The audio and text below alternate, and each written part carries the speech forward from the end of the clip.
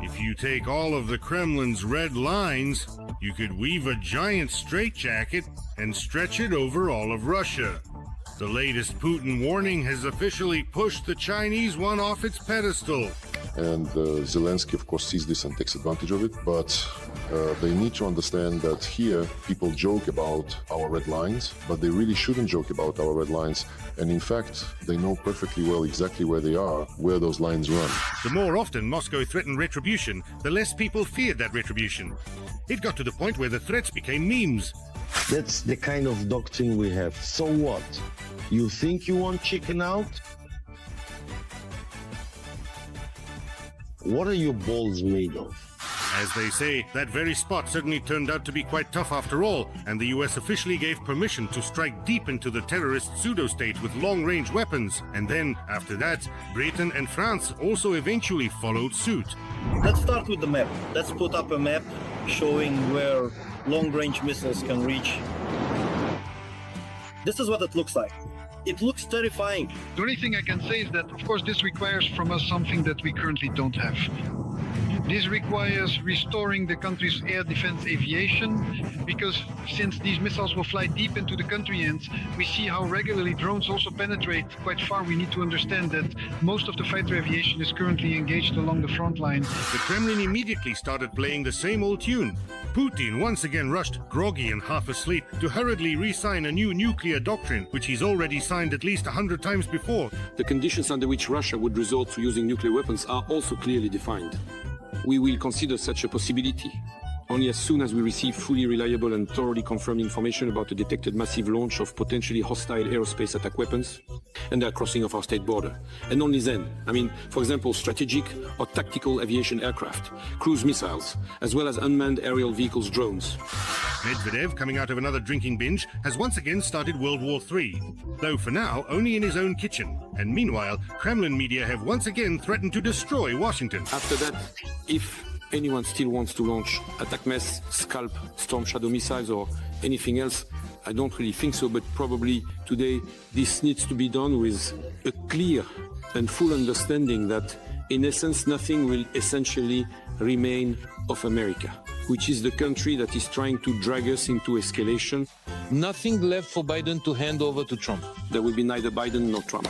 But Guryov barely had time to grab a bite after that broadcast when ATAC mess destroyed an arsenal in the Bryansk region. And 12 Storm Shadow missiles reportedly struck and impacted Putin's residence, which is specifically located in the Kursk region.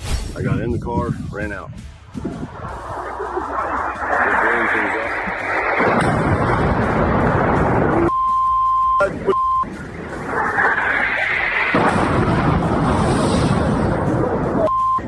No. They destroyed a bunker with the Russian army's command staff there. The number of aircraft and missiles involved in the operation suggests that someone very important was being targeted there. Maybe more than one person. And they got them. At the moment of the strike, Lieutenant General Solochuk, the deputy commander of the Leningrad military district, was there. His fate is unknown, but it is known that as a result of the strike, 18 orcs were eliminated, most likely officers. Another 33 not-so-mighty warriors were taken to the hospital to get stitched up. Among them were North Korean comrades as well. And why haven't we taken off yet? Seriously now? Notably, the strike was carried out almost immediately after the very first Russian threats. Moscow was made to understand that the red lines need to be moved another 300 kilometers closer to Moscow. In the Kremlin, they scratched their bald heads and decided to go all in to play at a Cuban Missile Crisis and put their last nuclear scare tactics on the line. 100%. I'm sure that carrying out a tactical nuclear strike on targets in Ukraine won't lead to anything. It will only sober up some of the already overreaching politicians in the West. To amplify the effect, mobile nuclear shelters started appearing on Russian streets. One thing is unclear. Why do Russians need shelters? After all, they're all supposed to go straight to paradise. We'll go to heaven as martyrs, and they'll just drop dead. Listen, I've got enough problems already without you, so please stop getting on my nerves, all right? All right? But even after such blatant hints, Uncle Biden still didn't change his decision, and the swamp started to bubble with a mild sense of growing panic and uncertainty. The decision will be made solely by the Ukrainians. Of course, this would be a response to our massive raid, the one we recently carried out on energy facilities. They'll strike back at our stations and energy complexes, and of course, at military targets. That means district headquarters and army district headquarters. Moreover, not only were the Americans not intimidated by nuclear blackmail, they decided to do some blackmailing themselves. On the border with the Kaliningrad region, a US strategic bomber rehearsed dropping an atomic bomb. Oh my! He genuinely feels almost as if they brought Reagan back to life in the White House for a couple of hours. After such a turn of events, the old nag with glasses had to crawl out of the stall and grumble gloomily that nothing truly terrible had happened. It's just that now American missiles will simply fly a little farther. The fact that ATACMS was used repeatedly in the Bryansk region last night is, of course, a clear and unmistakable signal that, well, they want escalation. However, it's important to note that this is not an approval for Ukraine to use long-range missiles. Rather, it's simply an official public announcement that now, from this point forward, we'll be striking targets at distances of up to 300 kilometers. And this naturally marks a significant, noteworthy and important development in the ongoing situation. And here, out of sheer desperation, Moscow put on a real circus. In a dramatic display, they struck Ukraine with a heavy, massive and significant intercontinental missile. The whole world was supposed to interpret this convulsion as, I'm an idiot, I'm throwing down my weapons. Like, next time, the missile will have a nuclear warhead. But the missile launch wasn't even the main part of the show. The starting role was given to the half-liter attaché of the Russian Foreign Ministry, Maria Zakharova. At the press conference, she just happened to get a phone call, and into the microphone she was ordered not to comment on the intercontinental strike.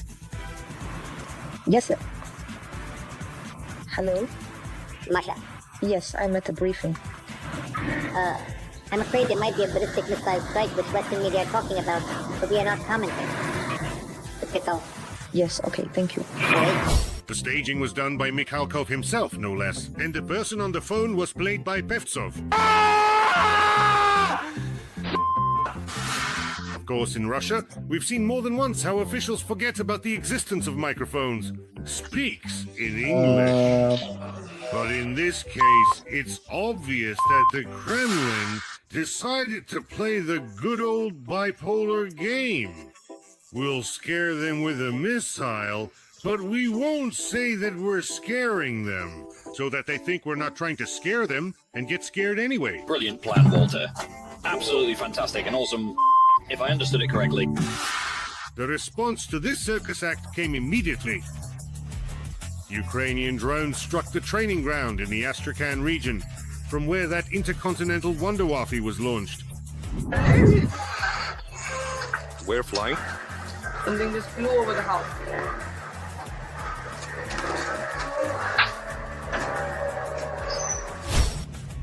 Girl, look at why are they shooting it down? There it goes. There it goes. There it goes. There it goes. The question remains, why was this missile even launched in the first place? For what purpose? Everyone already knows that Russia has intercontinental missiles. What's the point of firing a sausage-shaped missile that can fly 6,000 kilometers at a city just 400 kilometers from your own border? Obviously, this is cheap showmanship that doesn't make it clear what it's supposed to demonstrate. If you really wanted to, you could deliver a nuclear bomb on a motorcycle with a sidecar. Here are the different kinds of machines we have already and delivered, soon to be shipped out. After that, a rumpled geostrategist crawled out of the bunker, very rumpled, I should note. And once again, with glassy eyes, he read the usual threats to the West and Ukraine from the teleprompter. However, this time, instead of pulling an Iskander or a Sarmat out of his wide trousers, he produced some kind of hazel branch. In response to the use of American and British long-range weapons on November 21 of this year, the Russian armed forces carried out a combined strike on one of the facilities of Ukraine's defense industrial complex. Under combat conditions, a test was also conducted of one of the newest Russian medium-range missile systems. In this case, it involved a ballistic missile equipped with a non-nuclear hypersonic warhead. All this nuclear posturing by Moscow is not a show of strength, but a display of desperation. In the third year of the war, the giant nation of Russia, which is already recognized as a major nuclear power, has now resorted to using its strategic nuclear deterrence weapons against a non-nuclear state that does not possess such weapons. This is honestly, truly, quite simply, some kind of absolute disgrace. This is the first time in human history that an intercontinental missile has been used in combat. Before this, it only happened in the movie Terminator. We, as martyrs, will go to heaven. All of this, to put it mildly, is hardly a compliment to Moscow. It humiliates it in the eyes of the entire world. What kind of war with NATO are we talking about if they have to fight Ukraine with nuclear missiles? It's just nonsense. Total nonsense. Naturally, anticipating that these scare tactics wouldn't work, the Kremlin simultaneously launched a second missile this time, an informational one. Moscow has two modes, to threaten or to whine. Right now, they're once again trying to portray Russia as a victim suffering under the oppression of an aggressive West. To do this, they've once again unpacked all their old canned narratives. And you know, this is yet another step toward escalation. And no one knows where this will lead. North Korea is supplying ballistic missiles, artillery, and now tens of thousands of soldiers. The Joe Biden administration is responding to this by lifting restrictions. North Korea sends even more soldiers. Naturally, it was the occupiers that the UN was most concerned about.